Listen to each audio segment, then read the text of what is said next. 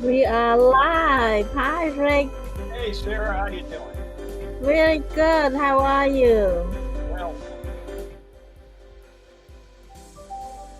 Coughing. Yeah. So, hello, everyone. Let me, sorry. Hello, hello. Thank you for watching, friend. And welcome. Welcome. Thank you for joining us today. My name is Sarah M. I am an author, and my book is called How I Survived the Killing Fields. But today I'm not talking about my book. I'm I'm going to host a presenter. A presenter is also an author. So I'm happy to host this history chat. Um, my guest, he's about history. He's read many books about history. So let me introduce you to our guest today. No, our presenter. Our presenter today is a 10-time nonfiction book author and an authority on American history. His number 10 book is called They Made America Great. He spent most of his adult life living aboard boats and has traveled far and wide in the Americas. Let's welcome Rick Rhodes. Rick, welcome. thank you, Sarah. Yes, the topic that we are going to hear about today is Desmond Doss. Desmond Doss, his Christian belief forbade him from carrying a weapon. Nonetheless, under fire in World War II, he was quite heroic and saved 75 soldiers. Well, that is quite impressive. Well, you have already talked about two Medal of Honor soldiers, Joshua Lawrence Chamberlain during the Civil War, and Daniel Inouye that's fighting in Europe during the World War Sarah, II. my And to screen was yeah, I'm not hearing anything. what happened? Your your internet is now not coming through. Say something, Rick.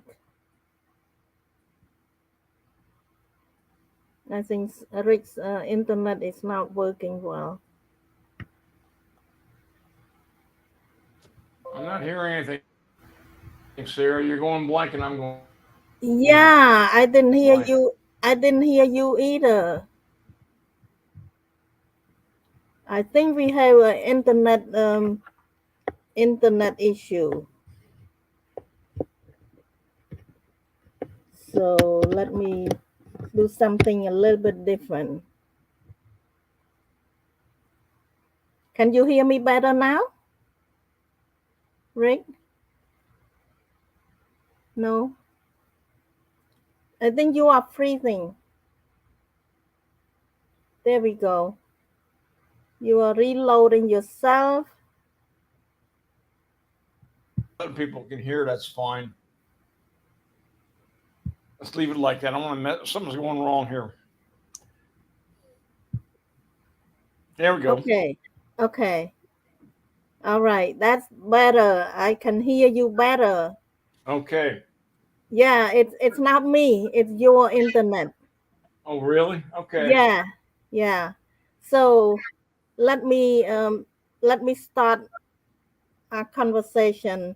So I was saying that you have already talked about two Medal of Honor soldiers, Joshua Lawrence Chamberlain during the Civil War, and Daniel Inouye, that's who is fighting in Europe during World War II.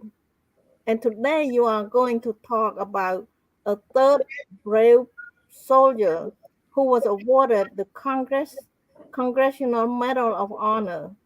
That's Desmond Doss. Desmond Doss is the only Medal of Honor recipient who was able to label a conscious objector. So, so let's hear about Desmond Doss. Yes, quite quite a fascinating person. His religion really guided him through all his life. He was a Seventh Day Adventist, and I didn't know much about them, but they don't consider themselves fundamentalist Christians, but they have many things in common, and they do take the Ten Commandments very seriously, especially thou shalt not kill, and thou shalt observe the Sabbath or the holy day. Which the Adventists, instead of most religions, it's on Sunday, but the Seventh Day Adventists, it's on Saturday. So he always wanted to go on Saturday, and that would cause some problems in the military. But what he did surely made up for that. His mother, Bertha, was a very devout Seventh Day Adventist. She worked in a shoe factory, a menial job, and she still gave 10% to her church. His father, a little bit less so. He was a building contractor, and he said, "I got to work on Saturday during the Great Depression. We're not going to have any jobs." They grew up in mid-sized town in rural Virginia, Lynchburg. Some of you people may have heard of it. As a youth, Desmond Doss was a little bit accident prone. One time he was taking a glass container of milk. I remember those days. And he slipped on a rock and he dropped it, and he cut his hand really bad. And he thought it was, really, really serious. And it healed. He and his mother will say it healed with prayer, but they were taking him to never have use of his hand again. Another time he fell off a rock, skinned his knee, and it became badly infected. And the doctor was saying in order to save his life, they're going to have to cut off his leg. And him and his mother prayed all night, and it didn't happen. And another time, his younger brother, Harold, was deathly ill with a fever. And again, they prayed real hard over him, and he did not die. It was better the next morning. One time, though, and I did this myself one time, Desmond and two friends, they saw a slow-moving freight train through Lynchburg, Virginia, and they grabbed the ladders to take a ride. Very dangerous thing to do. But the train started accelerating, and the two friends jumped off. But Desmond was about to go over a trestle over a river, and he jumped off just in time. He was okay. One time, his uncle was threatening his father. His father was threatening his uncle with a gun, and Desmond said, "I'm never going to drink or smoke," because they're both a little bit drunk. "I'm never going to drink or smoke in my life again." He's true to that thing, to that plan. He said he worked in a lumber yard in Lynchburg at 8 cents an hour, and he still gave about 10% a tithing, as they call in the Bible, to his church. And he also gave his mother $3 a week. He went to a slaughterhouse in Lynchburg, and he saw how pigs and cattle were slaughtered. He said, "I'm going to become a vegetarian," and he did. Now I'm going to talk about his future first wife, Dorothy Schultz. Her mother, like Desmond, was an avid Seventh-day Adventist, and she was very serious about that. And she was going to school, and she's from Richmond originally, going to school in the Shenandoah Valley. And her father was like Desmond's father. You know how men are not so serious about their religion, more so than women are more so serious than men. Well, she was selling religious material in Richmond with a fellow female friend, and they went to the Doss's house, and Mrs. Bertha Doss, Desmond's mother, invited him over for dinner. Desmond cooked up the meal. He did a horrible job. He burned everything, but that was the first time they met, and then years later, a couple of years later, they said Dorothy was working in Washington, not working. She was going to an Adventist college in Washington D.C. area, and he was working in a shipyard in Newport News, Virginia, which is near Norfolk. And he was making $21 a week, and he went to see her, and they decided to get married. But then they said, maybe we should wait. The war happened. December 7th happened. They said, maybe we should wait till after the war. And she wanted to go into nursing. She wasn't a nurse yet. And he was like, but he was seeing her every weekend. And then he decided when Pearl Harbor hit, everybody's life changed, and Desmond Doss wanted to go in the military. Unknown caller. He could be exempt. Oh, my phone. Excuse me. But he could be exempt because he was working in a shipyard, and he decided not to. I want to go in, and they said, well, you're a conscientious objector being a Seventh-day Adventist, and he said, no, I'm a conscientious cooperator. I want to go in and serve, and so he did. He entered the Army on April 1st, 1942, after Pearl Harbor, reported to Camp Lee, Virginia, and as a send-off gift, Dorothy gave him a little Bible. And Seventh-day Adventists are very serious about their Sabbath, which is Saturday. And he was all these bases, Fort Jackson, South Carolina, a couple times, Oklahoma, Louisiana, Arizona, Pennsylvania. And soldiers in this unit, there's a movie about him, and there's a lot of inaccuracies. They didn't really mind him too much, taking Saturday off, and he'd usually do work on Sunday.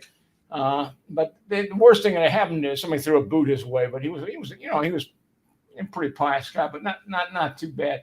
The officers had a little problem with him because all you want, when they're off in the military, you're on calls, 24/7, including the weekends. And some of his officers wanted to give him a Section 8 discharge. That's a cuckoo discharge because, you want a Saturday off. And he defended himself and he said, look, I'm an Adventist. I want to serve the country, but I want my Saturdays off if I can all get them. And when that Section 8 was going to go up to Washington, D.C., they said, it's never going to pass. So that didn't happen. So sometimes his units made long marches, especially in the Arizona desert, and the men got blisters, and he was like treating them. He knew how to pop them and make sure they wouldn't get infected. So that's the beginning of his medic's work. And one of his best friends was also a medic, Clarence Glenn. He was a Catholic, and Desmond Doss worked on Sunday, and Clarence Glenn worked on Saturday. So it was a nice, if they had duty or something, they could switch. It was pretty nice. And then before he went to war, him and Dorothy accelerated the wedding plans. And then when he was in Fort Jackson, South Carolina, they decided to get married. Again, there was some pushback from the superior officers, but eventually it went through. He was trained for 2 years all over the place, and he became a medic. So he was a medic with the 77th Division. Excuse me for a minute. After some time in Hawaii, they were sent off to Guam. Guam is the largest island in the Marianas, and it was invaded. It was American property. It was invaded right after Pearl Harbor by the Japanese, so we wanted to kick the Japanese off of Guam. And the Marianas were also thinking, it's like, well, we can bomb Japan if we can, get the Marianas back, Tokyo and all that, and was exactly what happened.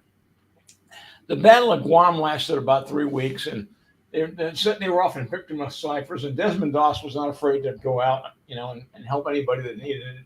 And he said if he was killed, he's in the shadow of the Almighty, it'd be a good cause. And Japanese were trained to shoot snipers because they knew that would really wreck them. Or not Japanese were trained to shoot medics, because they knew that would really affect the morale of the U.S. troops. And it was a slog to Guam, I think a 13-mile march. And he was always about 2/3 of the way back where it was a safe place for men. Not a safe place, but they could see what was going on. Their very rear was bad and very front was bad. So, and he treated soldiers, and he always thanked God after he was able to do it. And if some died, he prayed over them before when they died. And he often went against his company commander's orders on small, risky patrols because he knew somebody would get hurt and they needed a medic, and he wanted to be there, and he was. He risked his life many times on Guam, and at the end of Guam, he got the Bronze Star for what he did. Little rest for the 77th Division after Guam. They went on to the Philippines. They went to Leyte, which is the same island Douglas MacArthur said, when he, with the camera crews and everything, wading ashore, that's where they were. But they didn't have that same luxury as MacArthur had. And again, the Japanese would shoot medics and litter bearers indiscriminately. And 2 of his best friends were killed, including that guy, Clarence Glenn. And he was in his arms and breathed his last with Desmond Doss. That was kind of sad. And Desmond also treated many local Filipino Chamorro children and others who were sick. So he was indiscriminate in who he'd take care of. He thought he was doing God. He didn't think about it. He knew he was doing God's will. But he was getting weak in the Philippines. He had a hacking cough like I have today, um, and he just wasn't that great. When the Philippines was over, he did the same thing. He received the second Bronze Star for bravery. So he was by the time he got later on, he was already pretty much well accepted by his unit and known as a heck of a medic and a real hero. This is a story he told on Leyte well after the war. He was a soldier out in the open, and he was crying for medic, medic, and Desmond rushed to him, knowing that's pretty dangerous. And there was a Jap sniper had him in his sights. And years later, he met that Jap sniper, a Japanese sniper. I use that term in the war, but today it's Japanese, as it should be. He met that Japanese man. He was a civilian. He said, "I'm the one that had you in my sights on Leyte, and I somehow just couldn't pull the trigger and kill you." And he thought that was the good Lord intervening and saving him to do good work, and very well may have been. Now, where he really got his heroics was Okinawa. Okinawa is part of Japan. It's one of the lowest islands in Japan, and two divisions that already gotten chewed. Divisions, a large unit, gotten chewed up there, and it was 77's turn. They cut the island in two without much resistance, but then on the south end of the island, there's a large escarpment called the Mieta Escarpment. And behind that, there was all kinds of Japanese strongholds with pillboxes, fortifications, and placements. And like I said, two divisions got chopped up trying to get that. They climbed cargo nets to get up there. This was the movie Hacksaw Ridge. And so they said at 77, your turn to get all chopped up. So the Mieta Escarpment is about 40 feet high and about 75 yards wide, and soldiers would scale that using cargo nets. Well, after a bloody day on the top of the escarpment trying to flush the Japanese out, they retreated. And they went up with 155 men, and only 50 came back, but Desmond did not come back. He stayed up there treating wounded soldiers, and one of the knots he learned, he was a young man, he was kind of an outdoorsy, he knew all this, a pathfinder, I guess was the Seventh-day Adventist version of the Boy Scouts. He knew all these knots, and he did a double bowline knot. And he found wounded men, even some Japanese, and he started lowering them off the escarpment using a tree trunk to get the leverage so it didn't go straight down. And he just prayed to the God, just let me get one more man. And before we know it, they figure not sure how many he got. Some say he got 100. He says, I couldn't have gotten more than 50. They said they compromised. He got 75 men down off the escarpment and saved their lives. And maybe some of them died afterward, but he had some real heroics. He was the only one up there without a weapon. And he got roughly 75 men off the escarpment back down. He lowered them they couldn't get down the cargo net by themselves, so he lowered them down. And he kept going back for more, and he just said, Lord, help me get one more down. And we're never sure how many they got down. It's probably the neighborhood of 75.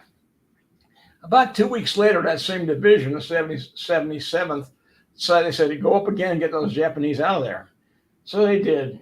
And it was just as bad as the first time. People crying, medic, medic. People were dying and falling everywhere. And he was completely ready for a mental breakdown and physical breakdown. I don't blame him. And the other medic was badly wounded. And a Japanese grenade landed near his feet. He saw it, and he kicked it away. And he was not totally successful. It blew up near him and got a lot of shrapnel in his leg. And his leg was just soaking with blood and was totally numb, and he was still treating people in that condition. Finally, then he passed out, and finally some litter bearers came by and saw him and said, geez, here, get down there. We'll take you back to the battalion aid station. And he was in there, and he saw another wounded soldier with a head wound that was in worse shape than he was, and he threw himself out of the litter carrier and put that man in and come back and get me later on. And they didn't want to do it, but he insisted. So he gave his life up for another man. And another one in this unit found him and said, here, Desmond, put your arm around me and we'll get back somehow. Use the rifle stock to get, his leg was worthless, his arm was worthless. And then a Japanese sniper hit his forearm. and he had his forearm around the other guy's neck. And if it didn't hit his forearm, he said it would have killed the other man. It would have got him in the chest or the throat. And he eventually got back to the battalion aid station, and he he realized he carried his wife Dorothy gave him a little Bible just before he went overseas, and he was reading it constantly. He was a big Bible reader, and he realized the Bible was lost. He's going, "Oh my God!" So he told somebody, and after that battle, in the second day, 2 weeks later, I think it was called Chocolate Drop Hill or something, was taken. His men all fanned out looking for that little Bible, and they found it, and they gave it to him while he was recuperating, and he got and. So for his heroics, he got the Medal of Honor for saving mostly 75 men and doing all that stuff. And no argument for me. We have a picture of him, Harry Truman, pinning the Medal of Honor on him on October 12th, 1945. You got it handy, Sarah? Yeah, yeah. Let me see it. Good time to show it. Yeah. There Here it is. Yeah, and then promoted him to corporal.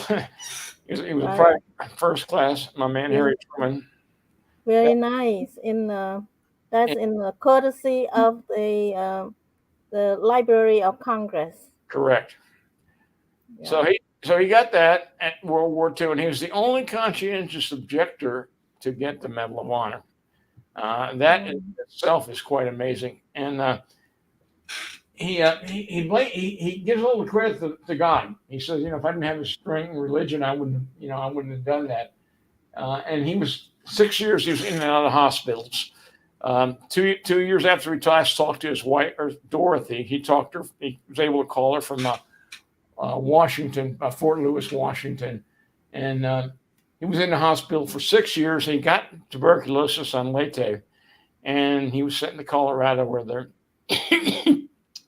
the Army there is a real expert on that. They really gave him a lot of antibiotics to try to clear up his tuberculosis, and he had obviously a fractured leg and a withered arm, and he was a real mess. And he was able to have a son. In 1946, they had a little child, and he spent most of his life most of those first 6 years in non-Army hospitals. He only weighed 145, and they say when he at the Army hospital, he had to remove a lung and 5 ribs.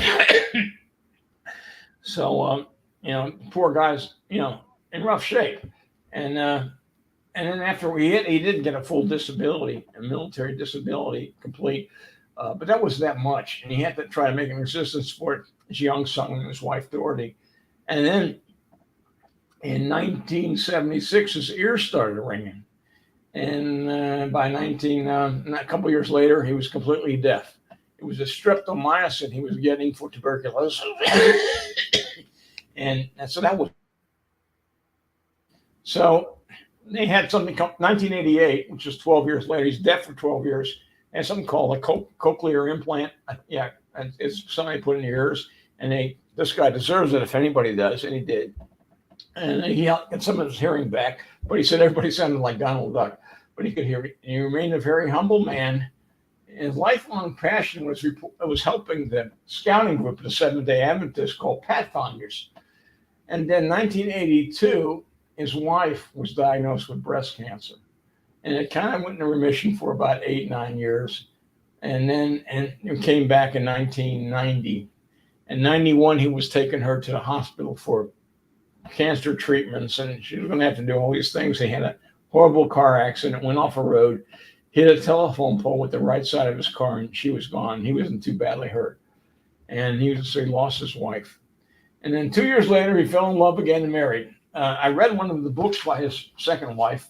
She's also Seventh-day Adventist, Frances Doss, and it was a very nice book, very nice things she said about him. In 1999, he himself got bladder cancer, and in 2006, at 87 years old, surprised he lived that long, he died. And one thing he wanted to do before he died, they wanted to make a bunch of movies, a movie about him, and they did. And he said he didn't want it sensationalized. He wanted, he wanted to give credit to God. And they did kind of. I saw the movie, and I didn't. That's one of my questions. But he didn't want it. I don't think he would have liked that. But he was a very humble man. He didn't think he did much heroics, but heck, darn, he did. Uh, After he died, before he died, in the 1950s, there was a camp on Desmond Doss in Michigan for Seventh-day Adventists to be medics because that's a good fit for them. They want to work. They want to go to church on Saturday, and the military often works on Saturday. And he was one heck of an example. It's a great medic, and so there's a medic camp for people that want to go in the military. It's probably still there today. I didn't check, and also inspired many other conscientious. He called himself a conscientious cooperator, not a conscientious objector. And when in Vietnam were Seventh-day Adventists, and I didn't know much about this religion until I started looking at this. I'm going, my goodness gracious! One of his last, the day he was treated for bladder cancer. He was big in the Pathfinders, and they had a big camporee in Wisconsin, and he made it, and they gave him the honorary master guide, thing. And he passed away in 2006, and he's buried at the National Military Cemetery in Chattanooga. And on his grave, this is what he wanted: trust in the Lord with all thine heart, and lean not on thy own understanding. Wow, this guy's quite a man. All right, I'm ready for questions from out there or anybody else. Okay, um, well, my question is question number one of Desmond Doss remain true to the Christian belief as upheld by his Seventh-day Adventist church that sometimes got him into trouble with his military superior. So please expand about that.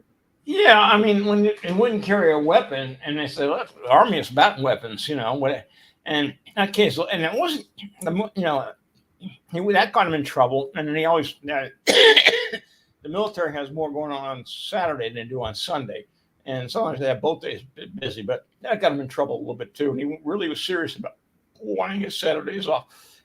Because then there's a higher law than I want to be in the army, but there's a higher law I fall above the army law, and it was some of his superiors didn't like that. Some of his officers had a problem with that. Mm, yeah, but he's very courageous to defend his faith. Yeah. Heck yes. So question number two, there was a Hollywood movie made about Desmond Doss.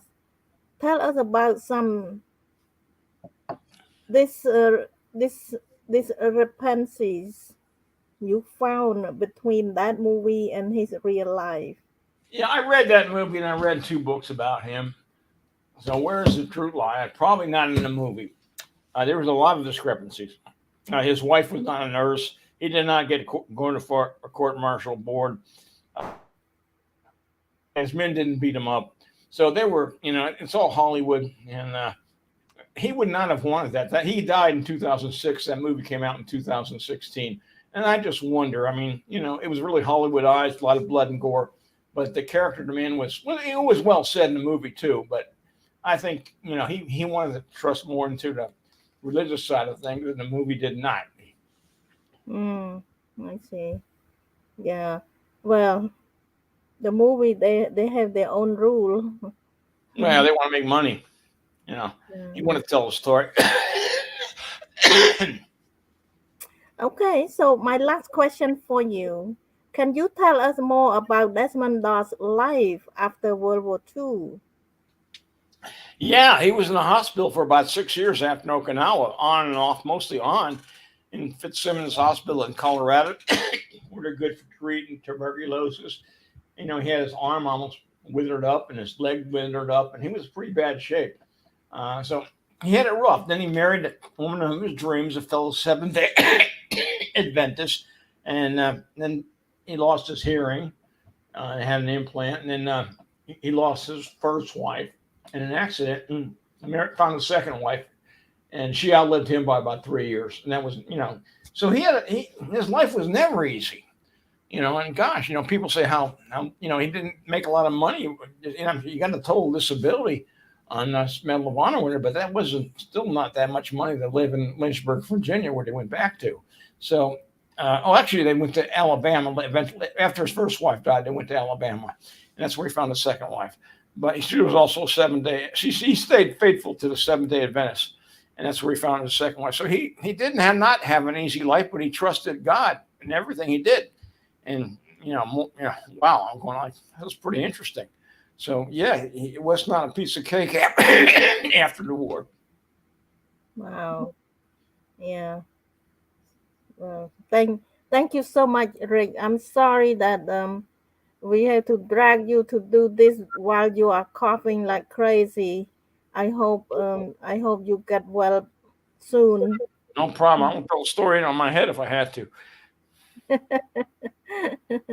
But anyway, I will not keep you much longer. So it's time for us to get off the air. And thank you everyone for watching us. So our next conversation will be um, Second Wednesday of August. No, July. July 12th. July 12th. So come back on the second Wednesday. That will be July 12th. Thank you, Rick. Thank you, Sarah. Goodbye, everyone. Bye.